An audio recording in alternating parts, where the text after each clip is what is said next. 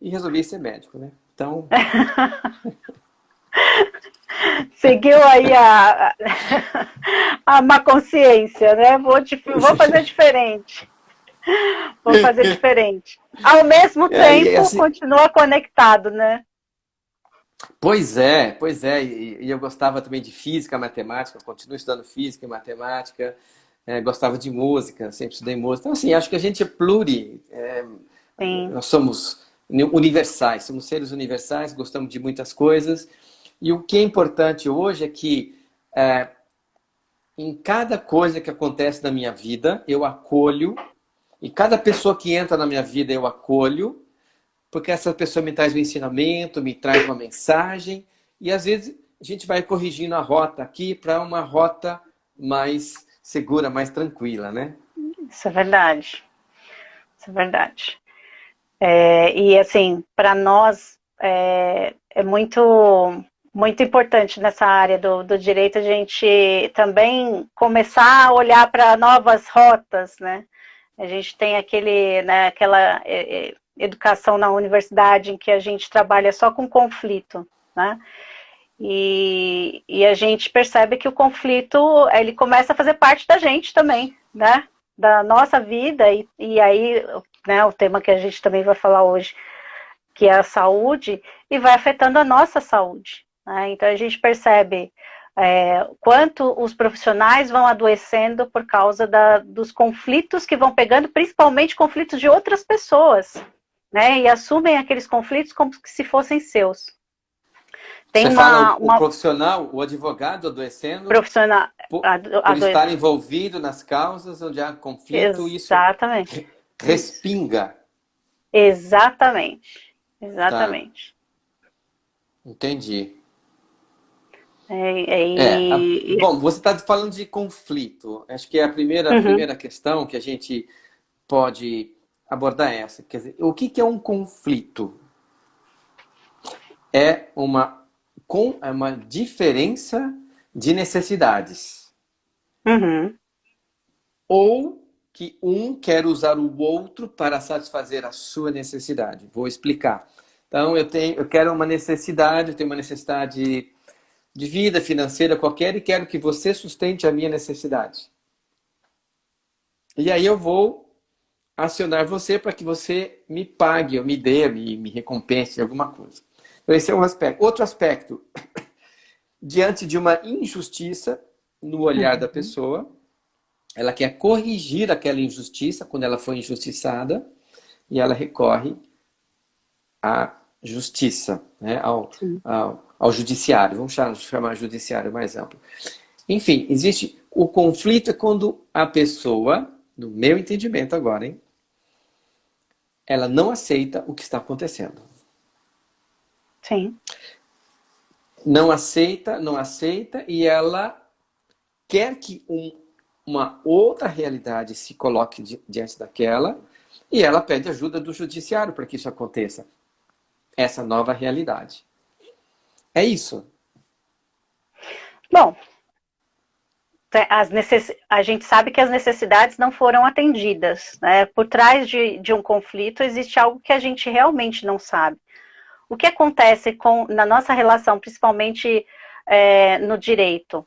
Os clientes trazem aquela realidade, muitas vezes o profissional toma aquela realidade como se fosse sua, ele não olha para o cliente atendendo às suas necessidades e nem o que está por trás, o que faz com que ele tenha aquele conflito, né? E isso vai para o judiciário, e são processos que demoram anos e anos, né? E no nosso caso dos advogados, a maior dificuldade é que o advogado se emaranha com as questões do cliente. Então, e assim, a gente fala, né? O cliente está a nosso serviço também, porque ele está trazendo uma questão que muitas vezes é nossa. Quantas vezes o profissional está passando por uma dificuldade semelhante e o cliente traz uma questão, né, traz aquela dificuldade para que o profissional possa olhar, mas o profissional vai olhar com os olhos, né, como se estivesse acontecendo com ele. E ele toma aquele problema do cliente como se fosse seu. Quando ele chega no judiciário, ele vai tratar daquela questão, não olhando para o cliente, mas olhando para suas próprias necessidades. Hum, Isso, assim, é o que a gente observa da maioria dos advogados. Então, Ou quando a gente seja, vem a... se ele tem Pode algo falar. não resolvido em relação àquilo, ele vai se projetar. Vamos, por exemplo, uma mulher procura uma advogada para uma ação de divórcio. E se aquela advogada não está resolvida com o masculino, ou passou por alguma experiência, ou apanhou do pai, ou teve uma violência sexual na infância, qualquer coisa que seja, e aquela outra fala, Ah, olha, meu marido fez isso, fez aquilo, ela vai com aquela fúria e entra exatamente. com a destruição do Da masculino, do outra outro, parte. não. Da outra Da outra parte, parte, sem sim. entrar nos fatos propriamente dito, sem entrar em contato com a realidade. Com a realidade, sim.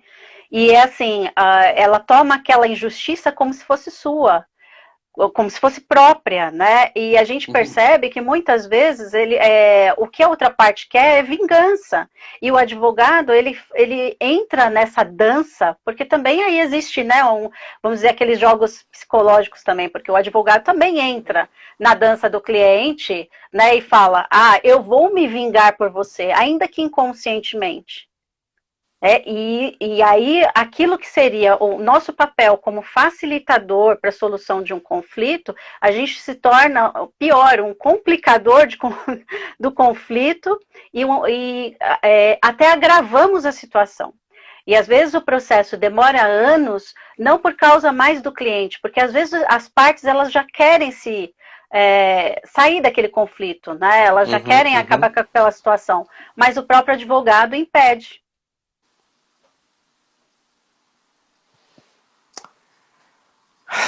Bom, nós vamos no final falar de caminhos de solução. Por Sim, enquanto, nós estamos trazendo o tema à tona, questões judiciais, processos jurídicos que trazem consequências e desafios emocionais para os sim. clientes diante de uma situação qualquer e para o advogado. Então, eu creio em uma lei universal, tá? Essa lei se chama Lei da Atração, Sim, e que nós atraímos semelhantes ou atraímos pessoas que vão nos trazer um ensinamento, mesmo que seja através de um conflito. Então, sim, quando eu não aceito o conflito, eu não aceito o ensinamento. Bom, agora, eu vou atrair um advogado que está em sinergia, em sintonia, em ressonância com aquela minha emoção não resolvida. E talvez ele vai me atrair porque ele também tem uma emoção não resolvida. Né? Então aí vai ampliar uma força de não não solução. solução, não Uhum. solução, não Sim. solução. É tão interessante que a gente observa que isso é muito comum, é mais do que a gente imagina. Hoje eu estava fazendo uma live com uma aluna, né? E ela estava contando que ela tinha uma situação com o pai dela, porque Uhum. os pais se separaram com 2 anos de idade. E ela falou, todas as pessoas que apareciam, as mulheres que apareciam, tinham uma dificuldade, né? E aí, quando vinha com questões de guarda, de pensão, ela caía matando. Ela falava, ela chegava em cima dos homens como se fosse, né, a própria situação dela, mas ela fazia isso sem ter consciência. Esse é o ponto, que muitas vezes o que nós fazemos, né, a gente sabe, é inconsciente. Porque a gente quer sanar algo do nosso sistema, mas a gente não sabe como. E esses processos que hoje a gente faz, né, trabalhando inclusive com o direito sistêmico, com a postura sistêmica, traz para o profissional essa consciência do lugar dele. Qual é a postura diante do cliente? Ainda que você passe por uma situação semelhante, é importante separar o que é do cliente e o que é seu, para não se emaranhar. Porque assim, você deixa de trazer uma solução para o cliente a partir do momento que você, né, você entrou, né, dentro do caso do cliente e acredita que é seu. E isso pode trazer o quê? Muitas doenças, problemas de saúde. Né? O que a gente mais vê é advogado com problemas cardíacos. Eu já teve, logo quando comecei na advocacia, a gente tinha que para quem conhece São Paulo, né, a gente tinha aqui cinco fóruns da Justiça do Trabalho. E eram muito lotados, a gente entrava naqueles lugares abafados, assim, sem circulação. E assim, eu já vi advogado infartando em mesa de audiência. Nossa. Então, assim, o estresse é muito grande, porque eles tomam, realmente, é como se aquele processo dependesse da vida deles. Eu já passei por uma situação, essa semana até lembrei disso com um colega, né? A gente está na Justiça do Trabalho, e eu comecei atuando na Justiça do Trabalho, você comentou, né, que seu pai também, então a minha área de atuação era essa. E eu lembro, eu estava com 7 meses de gravidez, e aí você pensa o seguinte, o que é a Justiça do Trabalho? Você está ali, né, em tese, era uma jovem advogada, para defender os interesses do seu cliente, né? Eu, naquele caso, estava por uma parte reclamante, que era o empregado, né? E aí você está dentro de um judiciário ali que está cuidando de relações de trabalho. O advogado, quando ele está prestando serviço, ele está numa relação de trabalho. E também deve ser visto como tal, assim como o juiz, como serventuários que estão ali. E aí eu lembrei de uma audiência que eu fiquei da 1h da tarde até as 8h da noite no fórum. Uau! Esperando. Imagina, Parece obstetra fazendo parto? Pois é, exatamente. Aí imagina o seguinte, olha que situação. Quando eu fui pedir o adiamento para a juíza, ela falou assim, não vou adiar. E era uma juíza, uma mulher. Então imagina uma grávida de 7 meses, esperando uma audiência o dia inteiro naqueles fóruns que eram horríveis, não tinham circulação de ar. Eu lembro que chega o meu marido na sala de audiência, às 8h da noite, a gente tinha acabado de entrar, ele abre a porta, assim, todo esbaforido e fala, que bom que você está aqui, pensei que tinha nascido, sabe? Então, assim, para a gente perceber que existem desequilíbrios muito grandes dentro do judiciário, nessas relações que a gente percebe de advogado, de juiz, das próprias partes. Né? Se olha para uma pequena parte, mas não se olha para esse todo, para todas as pessoas que estão envolvidas. Eu já cheguei uma outra vez em que eu estava no fórum também, esse já mais recente, e uma pessoa teve um ataque epilético, e aí a gente comecei a chamar pessoas, dentro do fórum não tinha assistência. Uhum. E eu chamando a pessoa que estava dentro do cartório, e a pessoa lendo uma revista falou assim, chama não sei quem. Eu achei aquilo assim um absurdo, né? Então, a gente se depara com situações que não são só do advogado, mas de todo o sistema geral do direito, né, que compõe a máquina. Que a partir, lógico, desses movimentos que a gente tem feito, tem se modificado. Né? Tem se olhado com mais humanidade para as partes, para as pessoas, para os profissionais. Né? Tá. O seu ponto de vista, ele tá vindo da visão do profissional... Sim, advogado. Do advogado. Vamos fazer um outro exercício agora? Vamos olhar, acho que as pessoas que estão nos assistindo são pessoas que têm processos, tiveram processo ou vão ter processos, tá? Vamos olhar agora pela visão do cliente, pela visão da pessoa que tem o processo. Eu vejo 3 momentos bem distintos como cliente agora, tá? Sim. O antes do processo, onde nós temos os fatos reais e a percepção do fato real. Sim. Ok? Antes. Nós temos durante o processo, que pode ser curto, médio ou longo, todas as emoções que acontecem durante o processo. E nós temos um terceiro momento que é após a sentença. Tá?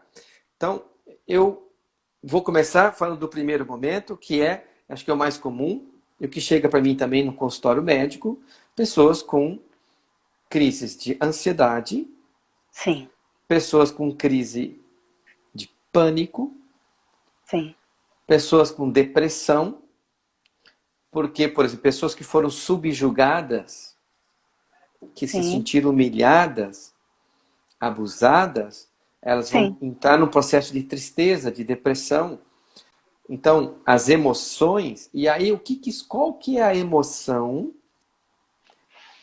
que impulsiona uma pessoa a juntar o fato real, a percepção que ela tem daquele fato e a conduz a procurar a justiça, um advogado, enfim, para entrar com uma ação. Então, para mim, isso posso estar enganado, mas a emoção é a raiva. A raiva, ela é o motor original de sofrimento que leva uma pessoa a entrar com um processo. Estou certo isso, doutora? Doutora.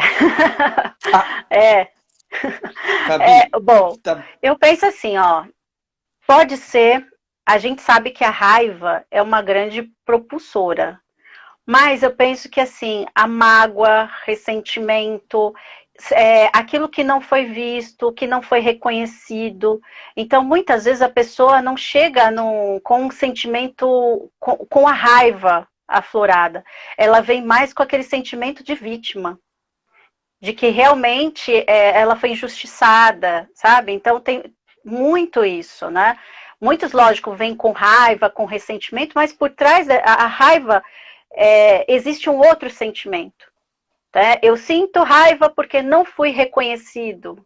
Eu sinto raiva, né, porque ele me traiu, mas na verdade eu sinto mágoa, entende?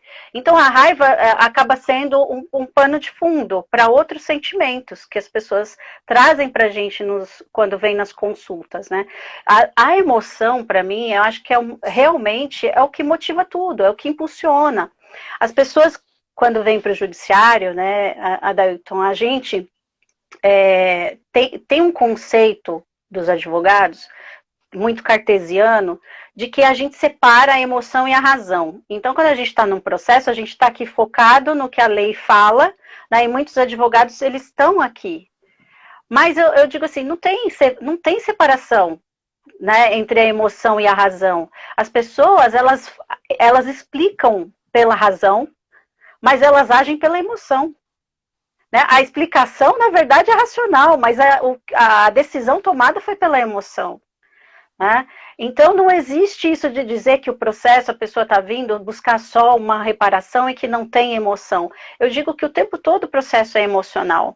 O tempo que esse processo vai durar, vai trazer para a pessoa muitos reflexos. A vida dela, às vezes, vai parar por causa daquele processo.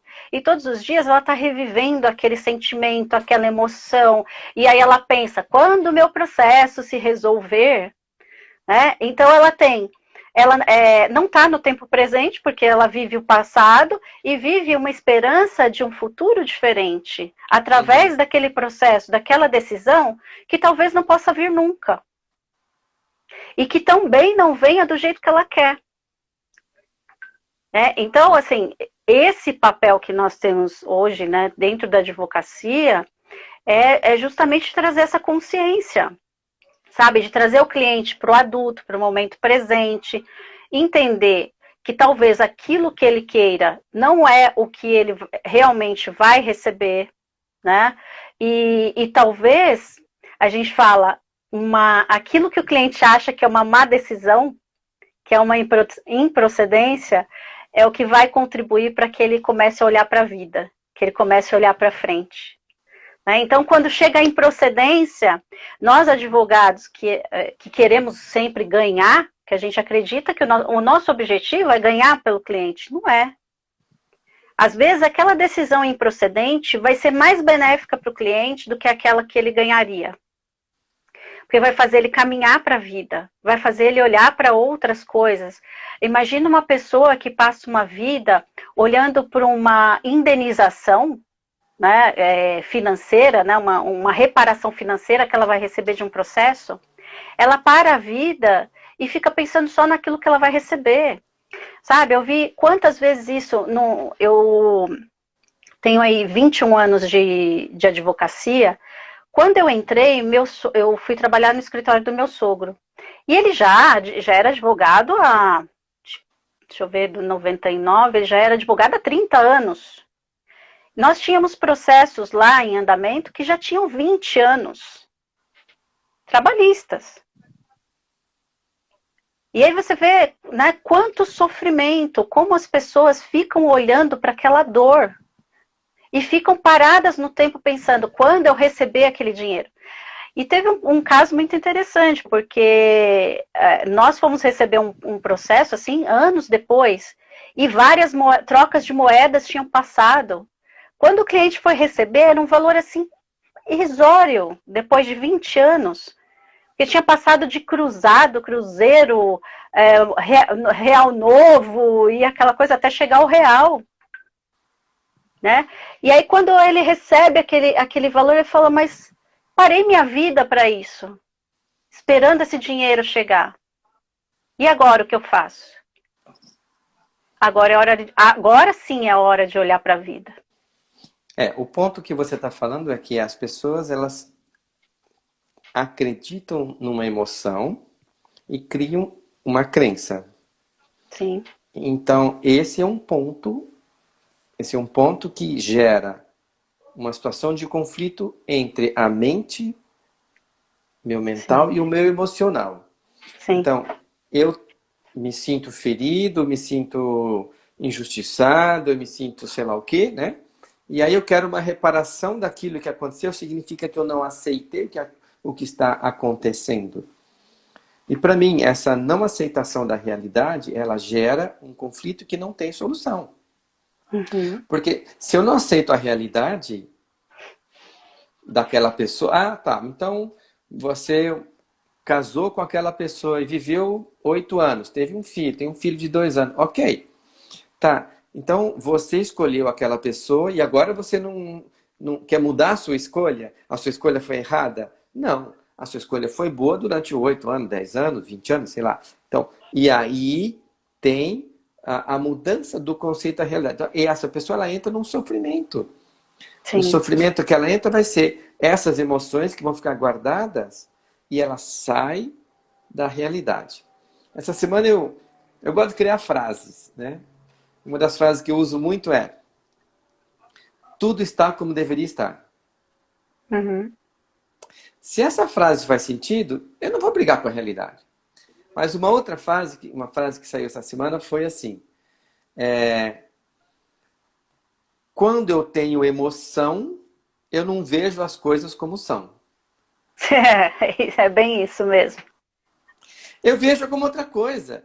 Então, eu vejo uma injustiça, eu fico assim, por quê? Porque já não é a minha emoção quando eu fui injustiçado quando criança. E eu passo a agir, a atuar pela emoção. Eu não estou vendo o que está acontecendo. Às vezes, eu pego a história andando. Então, Sim. quando a gente está muito imbuído de emoções, e essas emoções não são canalizadas de um jeito satisfatório, de um jeito adulto, de um jeito saudável, elas vão gerar doenças. E as doenças, elas afetam os órgãos segundo o tipo de emoção, tá? Sim. Então a gente usa um pouquinho da medicina chinesa, a gente usa a abordagem também da nova medicina germânica, em que olha para os sintomas, olha para as doenças com o viés de chegar na emoção causadora daquilo. Sim. E o trabalho do médico, ou o trabalho do facilitador, o trabalho do constelador, não seria esse de quando o cliente chegar com uma demanda, botar ele em contato com a emoção real que ele está sentindo? Sim, eu acredito que sim. É isso. E na verdade, assim, vou falar tanto do lugar de facilitadora, porque também facilito constelação, dou formação, então eu acredito nisso, na importância de entrar em contato com a emoção. Não é uma coisa simples, né? É isso que as pessoas precisam entender, porque falam, porque uma constelação só vai resolver o meu problema. Não é assim, né, que as coisas funcionam. E mesmo quando chega o cliente no nosso escritório, quando eles estão ali com aquela emoção, vamos supor que veio com aquela emoção primária, né, veio com a raiva, o que está por trás da raiva realmente? Colocar em contato com essa outra emoção, para que ele entenda realmente para onde ele está olhando, né? A gente fala para onde que o amor está olhando, né, dessa pessoa, né? Tá olhando para quem? Para o pai, para a mãe? Para que tipo de relação que teve? Assim como você falou, relações na infância. Então, a gente coloca as pessoas em contato, sim, com as emoções. E você, né, já me falou isso. O contato, a cura vem aonde? No contato com as emoções, não é? Então, como nós vamos curar se a gente não entra em contato com isso? Agora, eu percebo, por exemplo, na minha área, que essa resistência dos profissionais, principalmente quer dizer, de olhar para estas emoções, né? Porque o advogado coloca aquela capinha de super-herói. Né? Então, imagina, falar que o advogado tem depressão, não pode. Hoje a gente é mais aberto para isso, né? Eu tenho um pequeno artigo que eu escrevi aí em 2017, eu acho, sobre depressão na advocacia. Por quê? Muitos profissionais têm dificuldades, passam por terapia, problemas emocionais, mentais, psíquicos, diversas questões, mas é tanto um tabu que não se comenta. Agora que a gente está tomando contato com isso, tanto que agora com a Covid, inclusive, aqui pelo menos na OAB de São Paulo, a gente tem aí, dentro da comissão, né, da Caixa de Assistência dos Advogados, uma assistência, né, para essas questões emocionais e mentais do advogado. Né? Quer dizer, já evoluímos, mas ainda é um tabu, porque você fala assim, poxa, se ela tem depressão, ela não pode cuidar do meu caso. Entende? Então eu tenho que olhar para aquele profissional como se ele não fosse um humano. Como se ele fosse uma pessoa que é superior, que ele vai cuidar de todos os meus problemas. E como ele vai cuidar dos meus problemas, ele não pode ter problemas.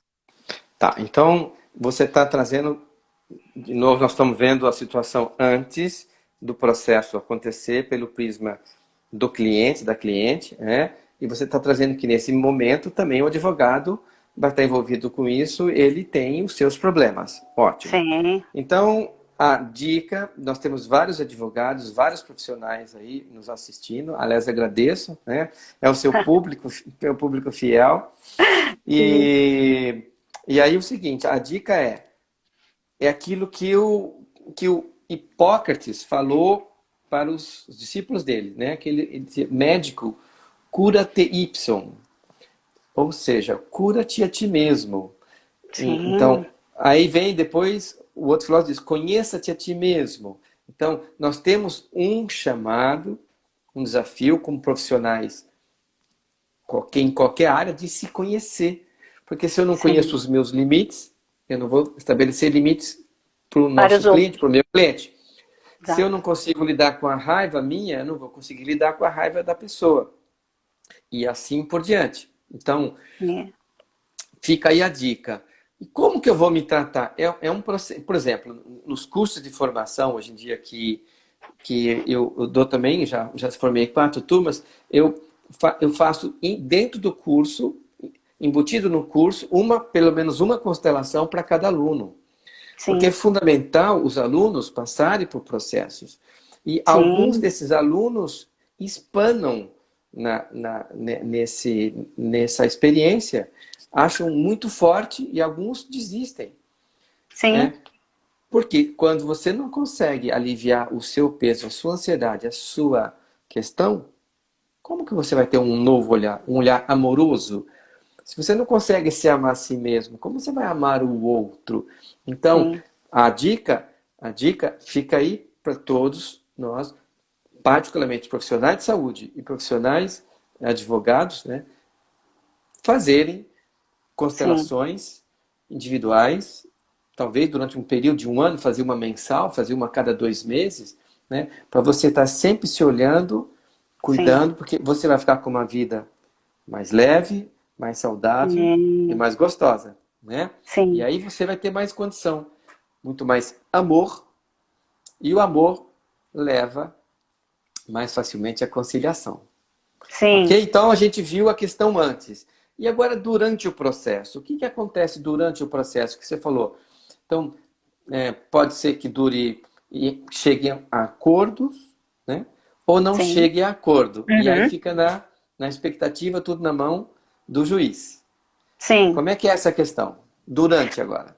Durante, durante, assim, depende da questão, né? Gera estresse para todas as partes, como eu falei. Então, imagina, um advogado, o cliente quer que aquele processo se resolva rápido. Nós dependemos também de um sistema, que é o judiciário, que também tem suas dificuldades.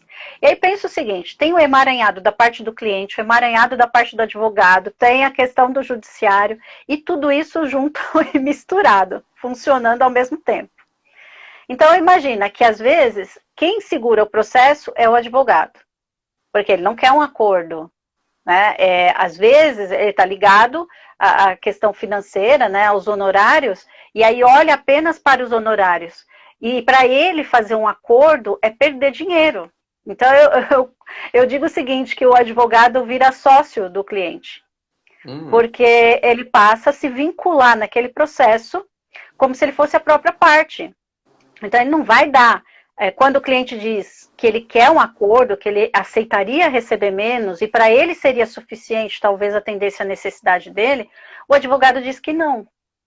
E aí existe uma briga, não mais com a outra parte, uma briga entre o advogado e o cliente.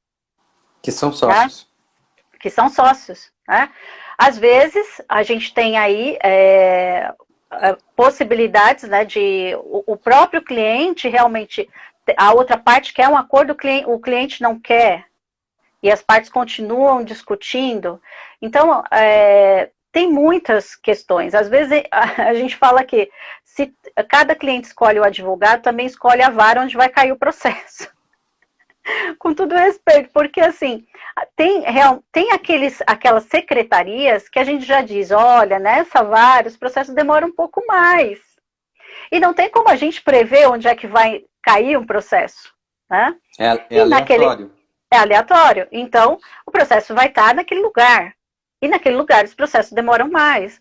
E talvez a gente possa pensar o seguinte, que esse também é o tempo necessário para que as partes possam aprender alguma coisa.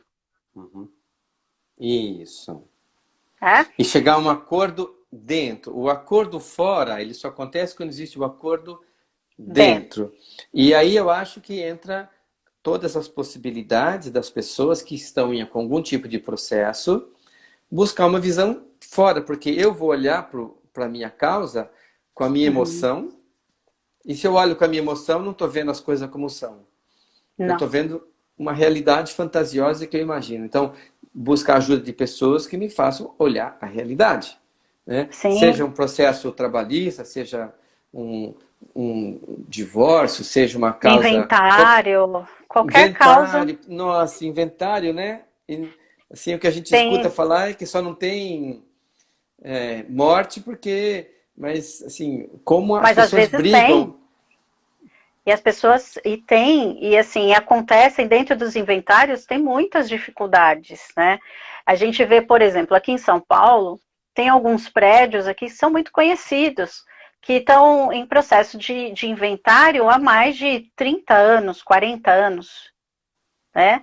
Ou seja, um deles aqui no centro da cidade era um antigo hotel que hoje está totalmente deteriorado. Ou seja, se um dia for arrematado, né, se for para leilão, se conseguirem vender, a pessoa vai ter um custo muito alto para reformar tudo aquilo, sabe? Porque ele não tem mais condições. Então, o que acontece aí? A gente fala, mas a pessoa não vê que ela está perdendo? Ela vê. É tipo aquela pessoa que está afogando e alguém vem salvar, eu estou afogando, ele vai junto comigo. E abraça e vão os dois. Quer dizer, ela tem, né, uma intenção inconsciente de... Sim, e ali a gente pode dizer o quê? É a própria doença que está ali se manifestando. Porque a gente olha aquele bem, se deteriorando.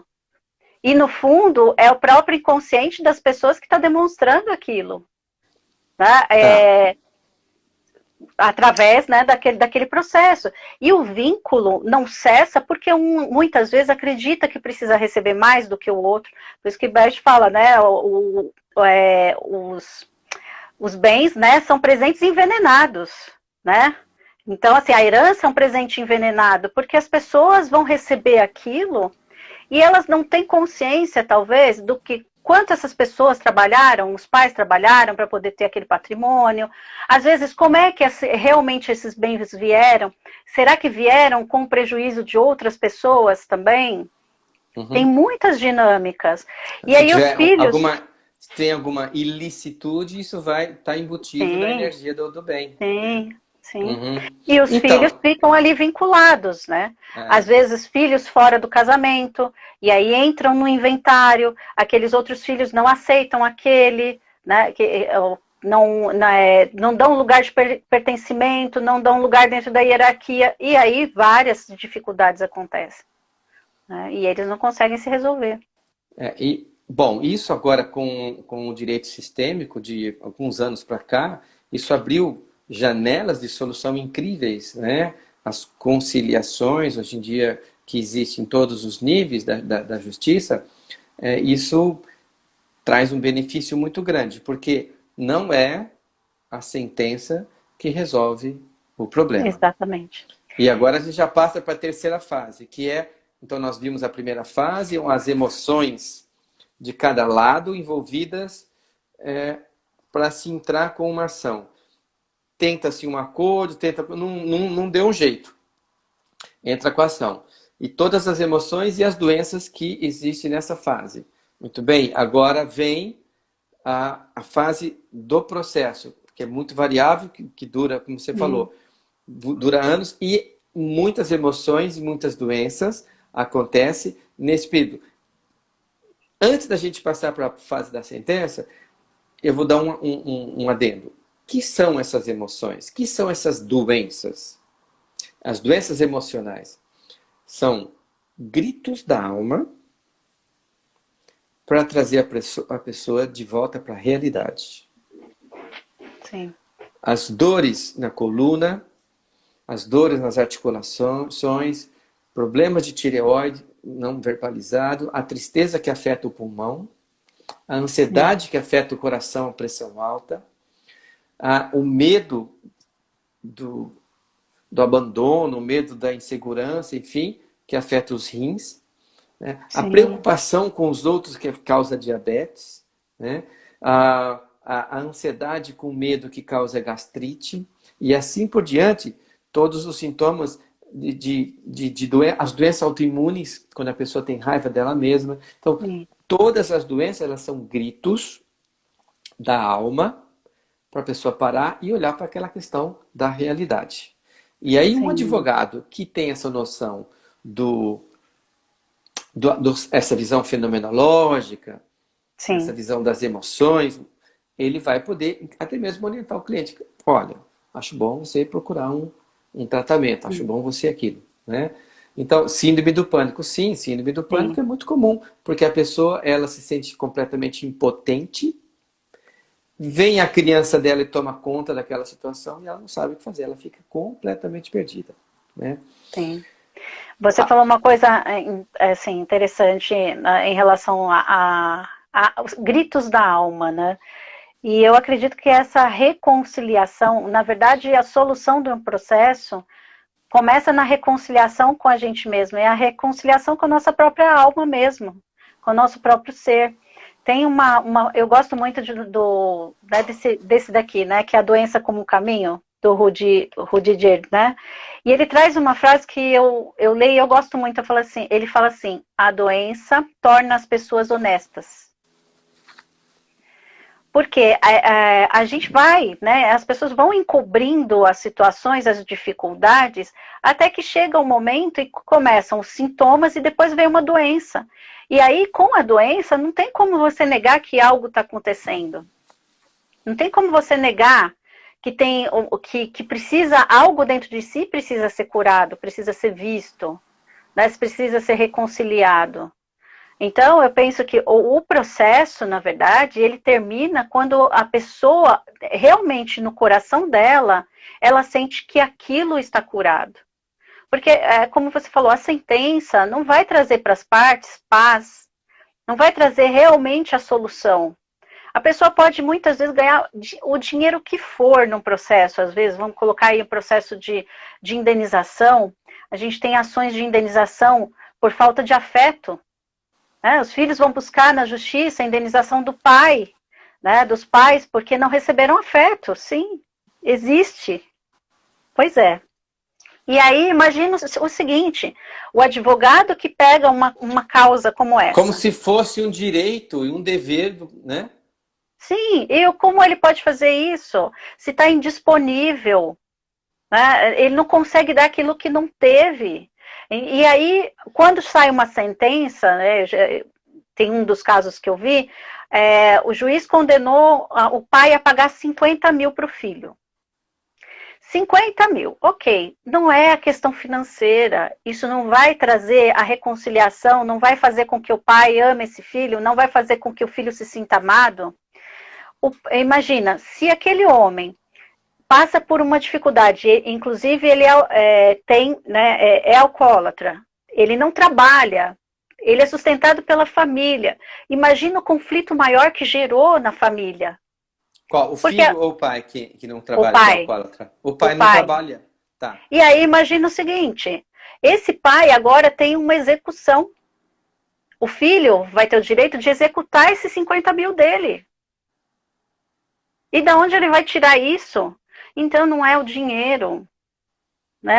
As pessoas vêm com os processos buscando aquele vazio que falta dentro de si. Eles querem preencher algo que falta dentro e que não é o externo que vai fazer. E aí, por exemplo, um juiz que não está, e realmente a gente sabe disso, que não conhece a visão sistêmica, que está habituado a olhar a lei assim, como ela é, como está lá. Ele vai e aplica aquilo que, do ponto de vista dele, é o correto. Né? Sem olhar para aquelas emoções, o que está envolvido com essas partes. E mais, os advogados estão ali também não estão olhando para as partes. Às vezes estão olhando simplesmente para o ganho financeiro. E quem está ganhando nessa relação toda? Ninguém. Ninguém está ganhando. Está todo mundo perdendo. Todo mundo perdendo. Né? Bom, e aí agora vem a fase final, que é a fase da sentença. Que é o que todo mundo espera que resolva, e pelo que você acabou de falar, e o que eu vou falar também, a sentença não resolve. Até porque existe a apelação. Sim. Então, um dos lados não vai gostar. Esse, por exemplo, que foi condenado a pagar 50 mil, ele vai fazer o quê? Sim, vai recorrer. Ele vai recorrer. E assim vai, porque um dos lados não vai aceitar a sentença. Essa sentença não vai ser favorável a ele, ou melhor, não vai ser do jeito que ele quer e gostaria. Do jeito que ele imagina. E vai gerar um outro sentimento chamado indignação, que Sim. afeta o fígado. O que afeta o fígado afeta a função do sono. Nas mulheres, o que afeta o fígado, a energia do fígado, afeta o fluxo menstrual, afeta a tensão pré-menstrual nas mulheres. Então, tudo aquilo que congestiona a energia do fígado na mulher se reflete no útero, no sono e na irritabilidade. Uhum. Que é o que nós estamos falando das relações com os doenças e sintomas físicos, tá? Então, o que fazer numa situação dessa, quando você está com um cliente e vem uma sentença que não é favorável ao seu cliente? O que fazer? Ou a pessoa que está nos ouvindo, que teve uma questão jurídica e, entre aspas, perdeu. E é interessante assim, talvez a gente também tomar consciência, porque muitos advogados, e eu vou falar como eu também já me senti, você falar para o cliente que você perdeu, porque assim, não é o cliente que perdeu, a gente imagina que foi a gente que perdeu para o cliente. E aí eu fico com aquele problema, porque como eu vou falar para esse cliente que ele perdeu? Né? E quando eu começo a entender que isso foi um conflito criado pelo cliente e que ele vai receber aquilo que é a melhor solução para ele e que ele também tem a possibilidade de criar a sua própria solução, isso fica mais leve. Eu posso deixar isso com ele. E ele também tem consciência de que eu também não estou dando garantias. Eu sempre falei para os clientes, olha, não existe garantia, você vai ganhar 100%. Não é assim que funciona. Até porque a justiça é um conceito subjetivo. Aquilo que a pessoa acha que é justo ela receber, para um pode ser justo, para outro não é. Então não tem um parâmetro. Como você falou, a realidade interna de cada um é muito diferente. Porque eu, como advogada, posso entrar com uma petição e dizer assim, olha, você tem direito a receber, como já aconteceu, aqui, 50 mil. O cliente fala assim, não, mas está muito pouco. Não, como que eu só tenho 50 mil? Olha, por tudo isso que você me falou, conforme a lei aqui, tá, é 50 mil. E o cliente fala, não, mas eu quero mais. Então, mas você não, aqui nesse caso, não tem como você receber mais. Você percebe? É uma exigência que vai além do que a própria lei fala. E é uma exigência que ele não está fazendo realmente para aquela parte, mas talvez até para o próprio sistema dele. É quanto ele acredita que ele não recebeu. Então ele quer aquela reparação de outros lugares. Então ele busca num processo algo muito maior. Uhum. Né? E às vezes você fala assim para o cliente, olha, o valor do seu processo, pelos cálculos aqui, você tem tanto para receber. Ele, nossa, tudo isso? Então qual que é o parâmetro, né? O que é justo para cada um? É aquilo que cada um sente. Mas ainda de novo, nós estamos num serviço, num momento e numa área da subjetividade. Preço é uma coisa, valor é outra. Sim. Né? Então, e foi falado aí, nenhuma indenização financeira compensa, por exemplo, uma pessoa morre. Quanto vale uma vida? Não tem. Eu vi uma vez, tá vendo, naquele acidente que teve aí do avião, da TAM, acho que cada pessoa ia receber 100 mil reais na época. Então, uma vida vale 100 mil reais? Quanto vale uma vida? 200 mil reais? Né? Então, quanto vale, eu acho assim, quanto vale em todos os sentidos, o que é uma perda real, né, para cada um. Eu tenho, muitos anos atrás, a gente teve um processo de indenização no INSS, a pessoa perdeu o braço durante, né, o trabalho, né, então num acidente de trabalho. E aí, quando foi para a indenização, a resposta do juiz foi que ele poderia trabalhar com o outro braço. Então, assim... Bom, aí entra também, isso é um outro aspecto da sentença, que entra a parte emocional, a história de vida do juiz, a relação dele com a mãe dele, a relação dele com o pai dele. Então, se ele foi alguém que apanhou muito, sei lá, e, enfim, que foi perseguido, que foi abusado, enfim, todo esse aspecto, porque ele tem, de alguma maneira, o poder decisório nas mãos. Então, nós estamos diante de um processo jurídico sujeito a muitas variáveis, muitas variáveis. E aí vem aquele dito antigo que um mau acordo, como é que é? Melhor do que? Um mau... Bom, até eu esqueci agora. Eu ainda penso assim, né? Tudo bem, né? Você perde, né? Hoje até teve um comentário, né? Tem que abrir mão de algo. Você tem que abrir mão de algo, né? Mas quando se trata de um acordo, eu não sei se é abrir mão, mas é aquilo que faz com que você se sinta confortável, aquilo que faz com que você se sinta bem, que faz com que você possa liberar outra parte também. Você se liberar e você liberar a outra parte. Porque simplesmente você entender que você está abrindo mão de algo, vai continuar te trazendo um desconforto. Porque você vai falar assim, eu tive que fazer isso para o outro poder me deixar em paz. E não é dessa forma. Não é, ok. Aí sim, nós já estamos nos momentos finais da nossa conversa, e eu acho que vale a pena ainda isso daqui, mais falarmos um pouquinho mais sobre isso, que é a questão da compensação.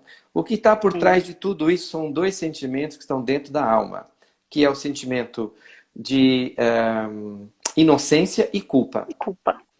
Então, assim, eu sou inocente, eu quero ser recompensado isso, eu não fiz nada. Uhum.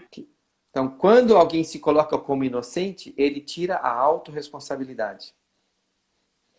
Eu sou inocente, eu não fiz nada, né? Então você fala, o meu marido me traiu. Ok. E você não tem nada a ver com isso. Não, foi ele que fez isso. Né? Então, quando você traz como profissional, seja de saúde ou advogado, e você traz essa pessoa para a realidade dela, que as coisas não são dessa maneira, é uma ajuda. E você corre o risco de perder, entre aspas, o cliente. Eu, às vezes, perco pacientes por falar aquilo que a pessoa não quer ouvir. Mas é aquilo que eu estou Uhum. vendo. Eu não posso Sim. deixar de falar, porque eu vou ser cobrado por aquilo que eu vejo. Como numa Sim. constelação. Né? A gente fez uma constelação ontem, foi bastante interessante. Aqui na Nova Zelândia, e foi uma pessoa, um homem, que trouxe uma questão de um aborto antigo, né, na vida dele. Tá? E é muito raro um homem trazer questões de aborto, né? E ele trouxe isso, foi lindo, nossa. Ele viu que tinha outras crianças que ele não tinha ciência, e ele ficou surpreso de ver que ele tinha cinco filhos, cinco seres espirituais ligados a ele. E logo depois um outro falou, eu também quero. E veio dois homens que trabalharam o aborto, o ato do aborto, que é uma negação da vida, que é uma Sim. negação da realidade, que é uma negação da relação. Então, quando eu nego a realidade, nada me traz de volta, a menos que eu me disponha a ela. Então, quando eu nego Sim.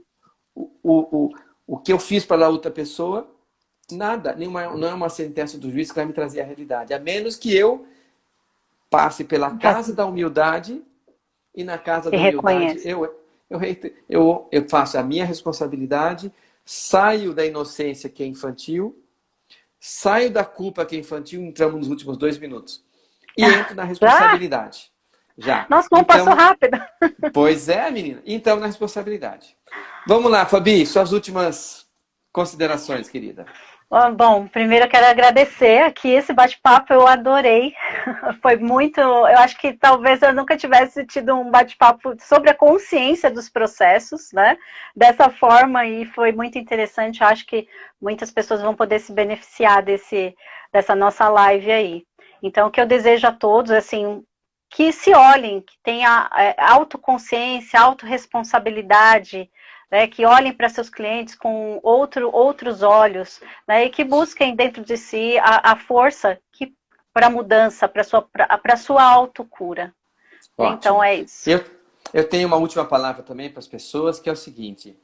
Para os divórcios, você precisa mais amor para separar do que para casar. Vou repetir. Você precisa mais amor para sair de uma relação do que para entrar nela. Porque quando você entra, você tem ganhos. Sim. E quando você sai, você quer reparação. E não existe reparação porque você teve ganhos. Então, precisa de mais amor. Mesma coisa para o processo trabalhista. Eu acho que precisa do amor, a vivência do amor, a humildade, de ver o quanto que eu já recebi, o quanto. E aí entra, né, a lei do dar e tomar, o equilíbrio disso. Então, Vai ficar gravado, né? O pessoal está falando aí, pedindo. vai ficar gravado, vai ficar depois eu vou colocar no meu canal do YouTube, né? Tá. Adailton Salvatore Meira, meu canal do YouTube, tem muitos vídeos, tem muitas lives lá. E daí as pessoas que você quiser que assista, eu te mando depois o link Tá bom. para passar para lá. E se gostou, divulga, passa aí, ó, aperta o aviãozinho, né? E E principalmente se você divulga. tiver alguém que tenha demanda jurídica, manda para ela.